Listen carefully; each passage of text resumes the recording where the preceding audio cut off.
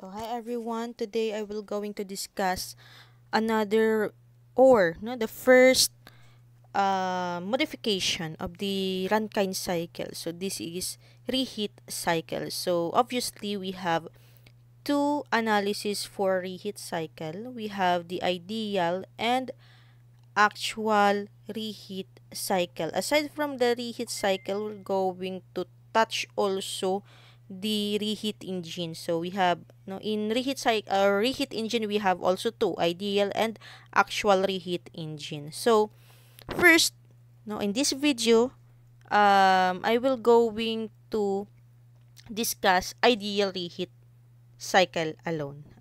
So when we say reheat cycle, again, this is an improved version of the Rankine cycle. So, which is commonly, ginagamit natin siya sa thermal power plant. So, di ba, basically, we have four major part for the Rankine cycle, or we have four major part for the thermal power plant. We have boiler, we have condenser, we have turbine, and we have pump. Now, in the reheat cycle, we are going to know the process of reheating. So, meron tayong isa pang parte na ini-include dito, which is the reheater. So, bakit nga ba kailangan si reheater? No?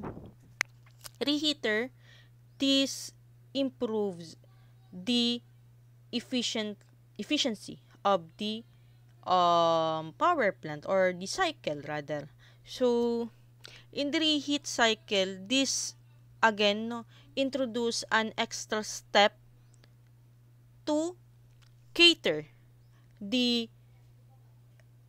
expansion that happens in the turbine. Kasi during the expansion, water droplets is being of course, meron tayong namumuong water droplets pag nag-expand yung working fluid natin or kapag nag-expand si steam. And yung pag-expand or pag-produce ng water droplets na to, this is because of the pressure drop that occurs on the turbine. So, nagkaroon ng pressure drop, bumaba yung pressure, then, of course, it is being observed that water droplets is nandun, nangyayari na nagkakaroon tayo ng water droplets because nga nabababaan yung quality natin and moisture is being lumalaki or tumataas, tumataas yung moisture content ni working fluid. So, yung water droplets na to, this is very dangerous to the turbine blades, Kapag ito tumama sa turbine blades, this might damage the turbine. So, kapag na-damage yung turbine, apektado sa efficiency. Okay? So, inefficient yung turbine mo. So, therefore, yung work output mo will be not that high. Mababawasan yung work output mo. So, therefore, para nga mabawasan, or maiwasan yung pagkakaroon nitong mga water droplets na to, reheating is being used or in-establish or minodify si Rankine cycle na magkaroon ng reheating system or reheater. So, ano ba yan? Ang nangyayari dito, di ba? Pagdating sa turbine, mag-e-expand yung steam. Before pa to lumabas papuntang condenser, papapasukin ito sa reheating tubes, which is papunta na to sa reheater. Sa reheater, the same tayo ng pinagkukunan ng source, which is the fuel coming from the furnace. But hindi ito direkta, no? This is not directed to the furnace. Ang ginagamit po natin ditong heat source will be the flue gas coming from the furnace. No, flue gas. Parang ang-ang, no? Ang ko init o ang ko kalayo na nangyayari sa to furnace. No? So, nire-redirect yung flue gas natin papunta sa mga reheater tubes, and therefore, yung steam natin before ito,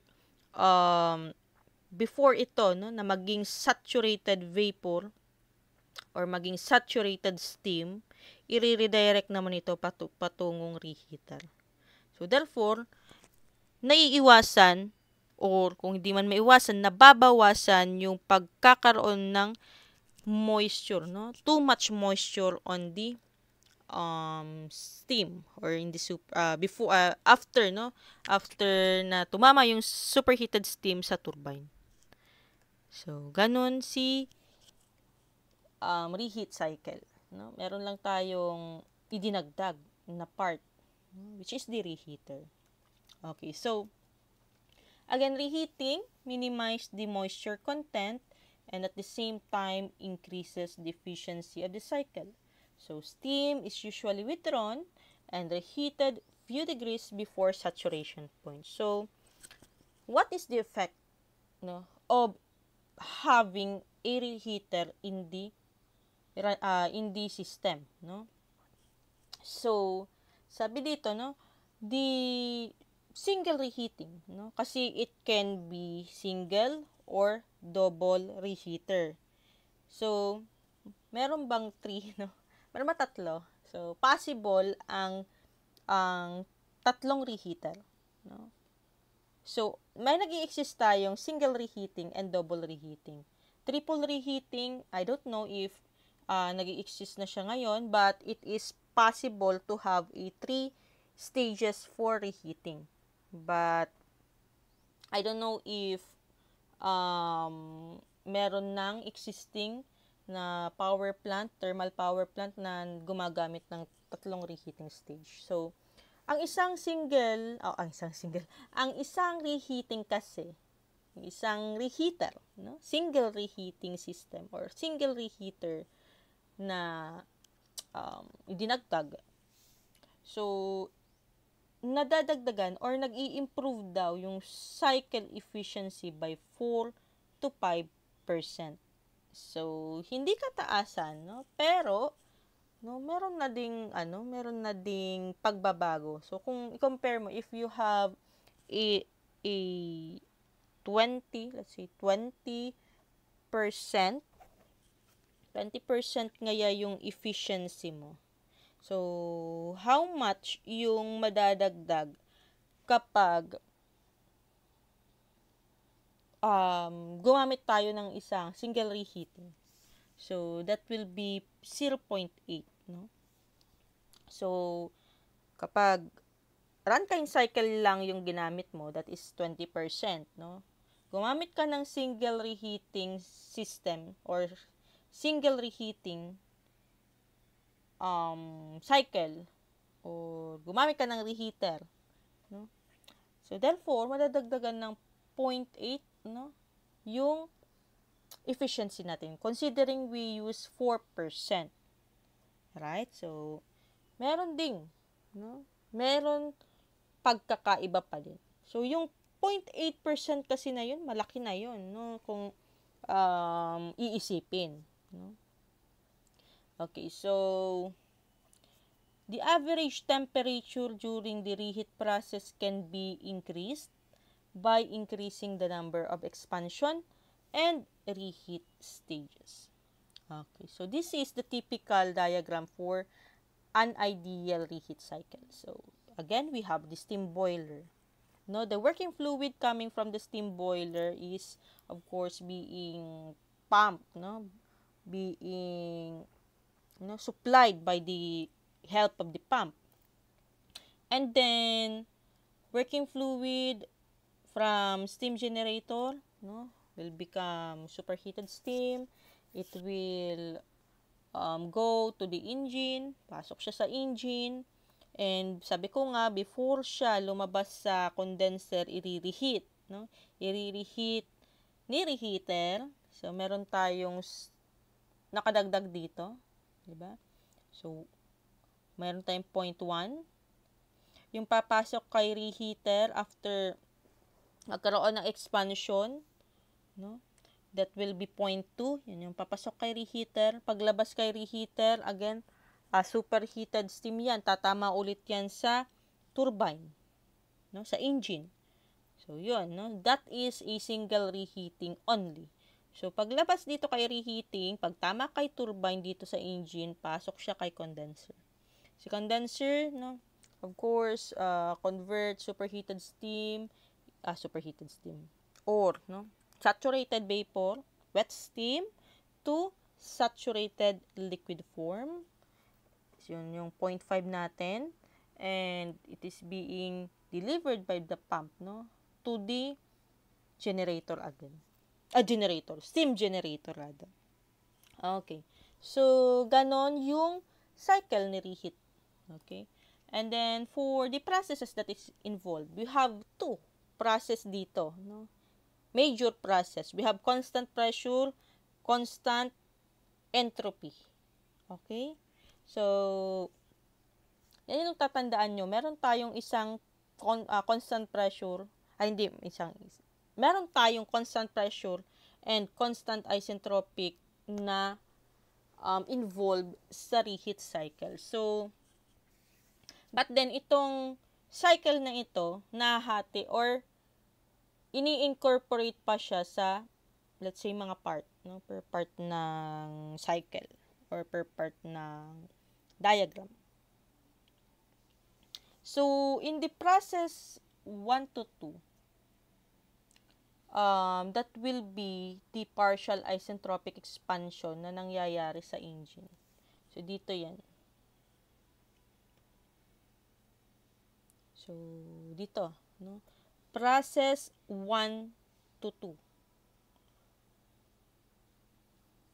Tama ba? Partial isentropic expansion in the engine. So, process from 1 to 2. Kasi ang working fluid natin, tatama mo na yan sa turbine. So, mag-a-undergo muna sa partial expansion, no, sa turbine, yung working fluid natin, yung superheated steam natin. Then, after niya tumama sa turbine, mangyayari yung process 2 to 3. No? 0.2 to 0.3. That is constant pressure resuperheating in the reheater. Okay? Constant pressure. So, pareha siya dito sa boiler natin. Diba ang boiler, we have a constant pressure heat addition. No, hindi po yan nagbabago sa reheating cycle. Kung ano po yung nasa Rankine cycle, yun din po yung ma-observe natin na process na iti-take in the working fluid kapag pumasok po siya sa generator or steam generator rather, no? But then since nga, no,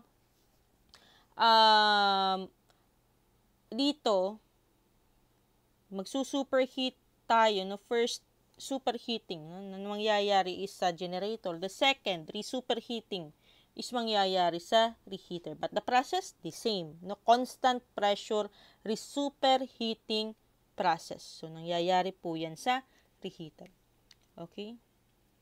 So, kaya kung titingnan natin tong TS diagram, 0.1 to 2, we have constant pressure, constant entropy here. No?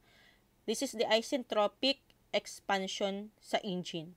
2 to 3, we have constant pressure resuperheating. Ang 0.2 and 0.3 mo is located on the same pressure line. So, therefore, pressure is constant, di ba? 3 to 4, tuwid na naman ito, no? Tuwid. Mayroon naman tayong vertical line dito. So, this is again isentropic process, no? Constant entropy, but then complete isentropic expansion in the turbine. So, no need for resuperheating. After niya tumama kay turbine, diretso na yan sa condenser. Okay? So, ang process 4 to 5 natin, again, this is constant pressure. 0.5 and 0.4 is lying on the same pressure line being depicted by the TS diagram.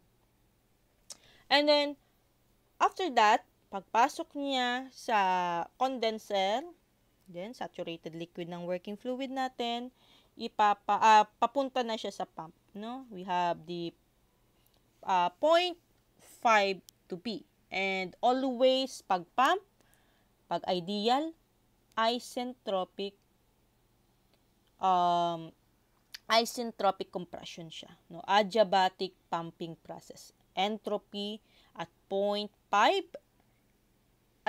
tama. No, entropy at 0.5 and point B is equal, no? So, and then B2, 1, which is the process occurs in the boiler. So, that is the constant pressure heat addition in the boiler. Okay? So, ulitin natin. 0.1 to B. Isentropic expansion in the engine. 2 to 3, constant pressure resuperheating.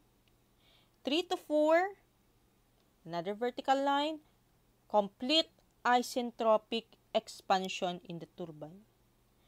4 to 5, we have constant pressure heat rejection. Sa condenser po ito. 5 to B, constant entropy na naman yan, that is intended for the pump. No, adiabatic pumping process. Isentropic compression process. And then, lastly, B to 1, that is the constant pressure heat addition in the boiler. No? So, pwede naman, no? Magsimula muna kayo sa boiler. Kung titingnan nyo yung boiler, so pagsisimula kayo dito sa point B. No? Point B to 1, constant pressure heat addition. 1 to 2 again, isentropic expansion, partial. No? Then 2 to 3, constant pressure resuperheating. 3 to 4, constant entropy or isentropic expansion complete, no? Complete expansion na to. Then bato sa again binato sa condenser. 4 to 5, constant pressure heat rejection. Then lastly, 5 to B, pumping, no? Adiabatic pumping process. So depende. So kung titingnan natin yung cycle analysis ng per part, no? Tingnan natin si boiler. In the boiler or steam generator, we have heat addition coming from the furnace. No? Heat addition pasok, lalabas yung H1 prime. No? Considering no, the enthalpy being,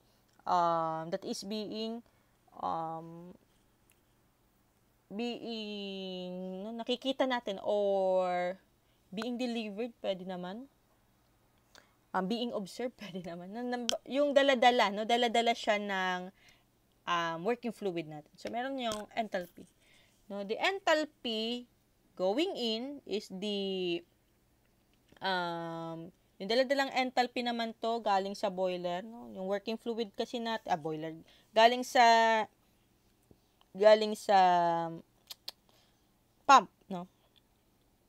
So, the water being supplied to the pump is being delivered to the boiler. May dala-dala yang properties. And yung enthalpy doon is symbolized, no, by H sub B. So, enthalpy at point B. Then, pagdating sa boiler, meron tayong heat addition, pasok yung heat, and then, process occur, constant pressure heat addition, then, paglabas siya sa boiler, iba na yung enthalpy niya, no? So, dininote natin yan ng enthalpy 1, which is, or H sub 1, which is the enthalpy of the working fluid after it passes the boiler. Then, again, by SFEE, so energy out, the same, no? QA is equals to H1 minus HP. So, kung ano yung QA natin sa runtime amumanta QA, o ito din yung QA natin sa reheat cycle. So, steam generator. Sa steam generator, okay, hindi to steam generator. This is for reheater na. Let me change that.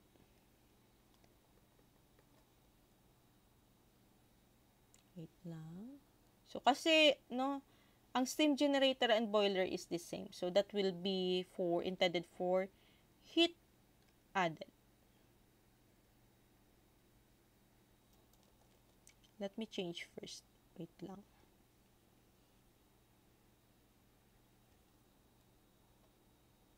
This is the reheater. Okay. So, napalitan ko. Okay, so in the reheater, we have also heat addition. No, but this is heat addition coming from the hot flue gases na rini-redirect sa reheater tubes. No?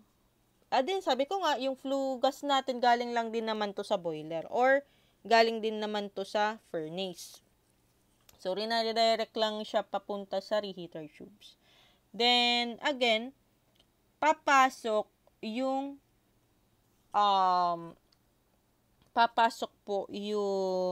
working fluid, no? Working fluid after magkaroon ng partial expansion sa turbine, no? H sub 2. No, after na tumama ni working fluid sa turbine blades, nagkaroon na ng isentropic expansion. Sa working fluid, nadala-dala because, yung working fluid because of the partial expansion, partial isentropic expansion that occurs on the turbine is being now delivered to the reheater. Yun na yung H sub 2. No? And then, after that, no? After nun, may we have the heat addition sa reheater na. Then, the process occur. We have, again, constant pressure heat addition sa re-superheating. No? Tama ba? Constant pressure re-superheating heat addition. Tama ba?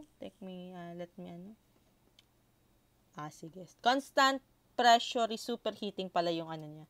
Constant pressure re-superheating yung ginamit niyang term. But again, no, the same nga po ito. This is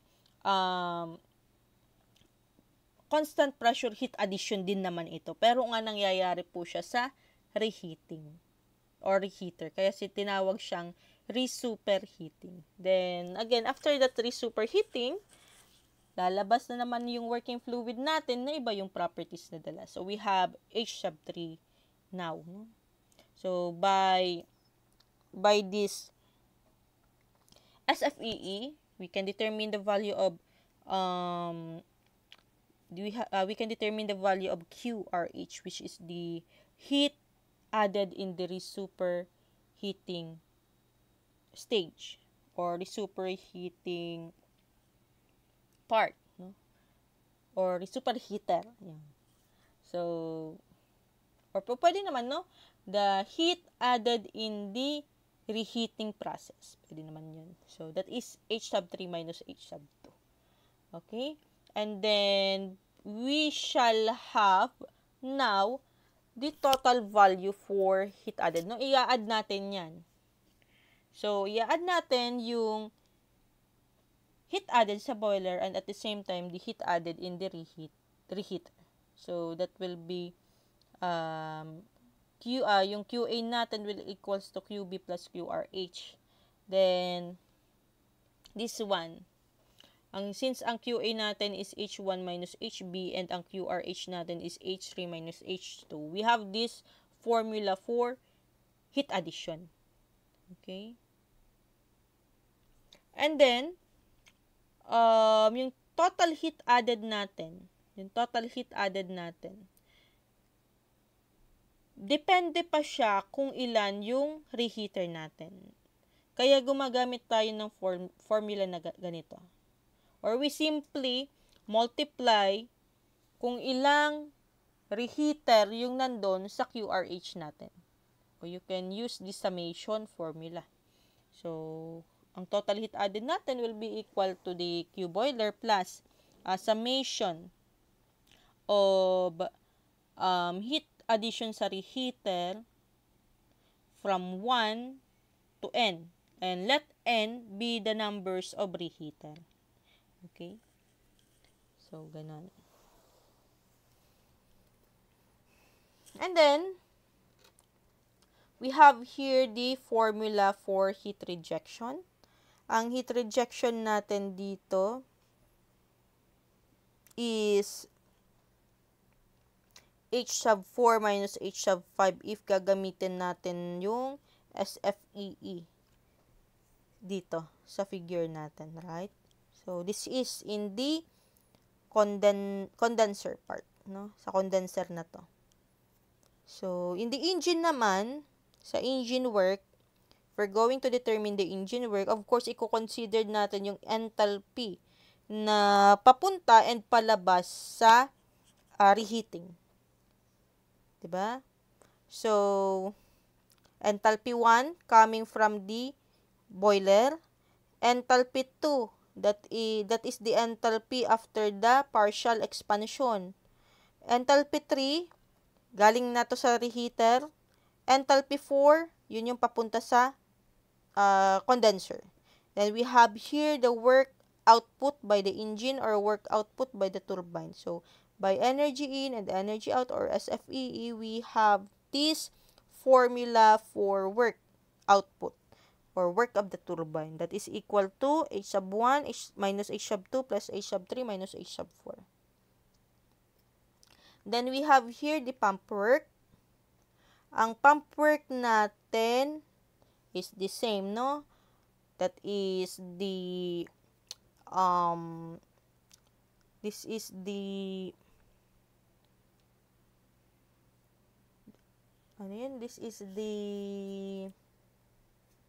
difference, no? Difference lang naman siya ng enthalpy at point B, which is yung palabas na sa pump, papunta sa boiler, and ng H sub 5, which is this is the working fluid, the enthalpy coming from the working fluid being delivered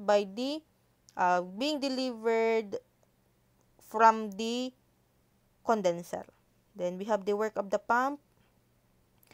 So, ang work of the pump natin is HB minus H5, and you can also use the formula for approximate pump work. So, ang approximate na pump work natin, that is equal to B sub 5, kasi yung 0.5 na yung galing sa condenser natin, right? Dati B sub 3. So, pwede din naman BF5. No? B sub F5. Pwedeng B sub 5. Basta, ang volume na ito yung galing sa condenser at 0.5. At point where the working fluid lumabas na po sa condenser.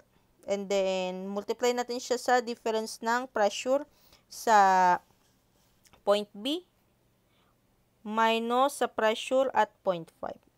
Or kung ayaw nyo sa boiler or ayaw nyo sa condenser, po pwede namang pressure sa 0.1, no? P sub 1 minus P sub 4. Yan. P sub 4. Pwede naman yun. P sub 5 times BF sub 5 or B sub F5 multiply by P sub 1 minus P sub 4. So, pwede yun. O itong formula na lang tandaan nyo. And then, for the net cycle work, we have this. Again, net cycle work, difference po yan ng engine work tsaka pump work. So, engine work minus pump work lang yan. So, kunin nyo yung formula ng engine work, kunin nyo yung formula for pump work. Then, you can have this formula. Or, you can also get the work net by getting the difference nung heat natin. Heat addition versus sa heat rejection. So, heat addition minus heat rejection. So, since nga yung heat addition natin is H1 minus HB plus H3 minus H2, no? So, ang QR natin is H4 minus H5 and, no? And then, ang H4, tama ba to? Okay. Inano lang natin in-arrange. In-arrange lang natin because we have here HB and H5 na involved sa equation. Ang HB minus H5 is work of the pump.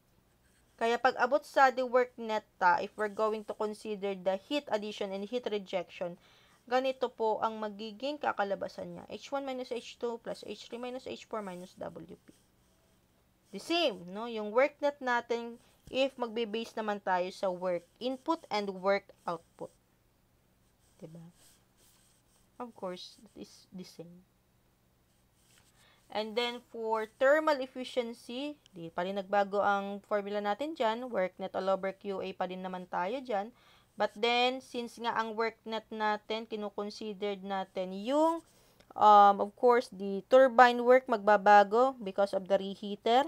Kaya naging ganito ang formula natin. Medyo mahaba. So, H1 minus H2 plus H3 minus H4 minus WP. All over QA, mahaba din. Diba, ang QA natin dun sa Rankine cycle, H1 minus HB lang naman. Pero dito, kinonsidered natin yung heat addition sa reheater, kaya plus H3 minus H2 tayo. Okay, and since, meron dito, since ang WP daw natin is equal to, tama ba? HB rather, no? HB rather is equals to H5 minus WP, then we will have this formula. So, almost identical siya, pero ang mapapalitan dito, notice yung napalitan lang dito is yung ito, H4 dito sa numerator, then H5 dito sa denominator. So, madali lang pag ganito, madali lang tandaan. And then, we have the formula for steam rate. Ang steam rate natin is the same, 3,600 all over work net. But then, the formula for work net rather, take note na nagbabago din. Nagbago. Okay? But the unit the same, kilogram per kilowatt hour siya. And then, we have here the analysis for engine. Ideal reheat engine. We have a separate discussion for the actual reheat engine. So, in the ideal reheat engine, we are not going to consider the pressure drop, or we were going to ignore the pressure drop that is happening in the reheater. So, the engine is an ideal one, whether there is or there is no pressure drop in the reheater. So, for as long as the expansion process is an isentropic one, no? Kapag ang process na nag-occur sa engine is isentropic, hindi irreversible, isentropic nga eh. Therefore, that cycle, is considered as an ideal. No pressure drop. Tapos, take note pa na isentropic yung nangyari dapat sa turbine. Diba? We have partial isentropic expansion and then the complete isentropic expansion. So, take note of that. So, therefore, by this, yung work formula natin, since hindi naman natin i-consider yung pressure drop, or, yung pressure drop hindi naman natin i-consider, then, the work, it remains, na the same sa formula natin kanina. So, ang work natin sa turbine, or sa work of the engine, that is H1 minus H2 plus H3 minus H4. And for the steam rate, the same, 3,600 all over W. But, take note, this is not W net. Take note, this is for the engine alone. So, 3,600 all over the work of the engine or work of the turbine. Okay? And then, we have also the new formula here for the energy chargeable, considering nga po na meron tayong reheater. So, sabi, general equation of the steam entering the engine, no, or the general equation for the energy chargeable is that, no, this is the enthalpy, no, of the steam entering the engine minus the enthalpy of the saturated liquid at the condensing temperature plus, no, plus the summation of the QRH. So, ang energy chargeable natin sa Rankine is H1 minus HF3 or H1 minus H sub 3. But since nga we will going to consider yung reheater natin kasi may pumapasok, may lumalabas, or may pumapasok kay turbine na galing kay reheater. Tama? So, therefore, diba? Kung ang i-take lang natin dito, kung titingnan natin to in the Rankine cycle, this, ang energy chargeable lang natin is H1 minus H5. But since, if we're going, no, if naman, titingnan natin or ipapasok natin si reheater dito, i-consider natin yung enthalpy na papasok at lalabas kay reheater, which is, that is, H sub 3 and H sub 2. Diba? Ang involved na enthalpy kay reheater is yung sa 0.2 and 0.3. So, therefore, ang energy chargeable natin is magiging H sub 1 minus H sub 5 plus yung summation ng QRH natin, which is H sub 3 minus H sub 2. Kaya ang energy chargeable natin for Rankine engine is H sub 1 minus H sub 2 plus H sub 3 minus H sub 5. For thermal efficiency, the same. Basta alam nyo yung work, alam nyo yung energy chargeable. This is, again, thermal efficiency for the engine. Work of the turbine all over, energy chargeable. Then, ito na yung, ito na yung thermal efficiency. Then, for the heat rate, the same again. Ang formula ng heat rate, hindi naman nagbabago yan, no? The steam rate, multiply lang ng energy chargeable, that is the heat rate. M sub E times E sub C. Okay, so that will be all for the ideal Rankine engine. So, I have a separate video for the example problem. No, 2 example problem under ideal Rankine cycle and ideal Rankine engine. So, I hope na papanoorin nyo pa yan para mas maintindihan natin kung ano or ano yung gamit ni ideal Rankine engine and ideal Rankine cycle sa pagsosolve ng problem. Okay, so thank you for listening and I hope you gain some knowledge or ideas with this video lecture. Bye.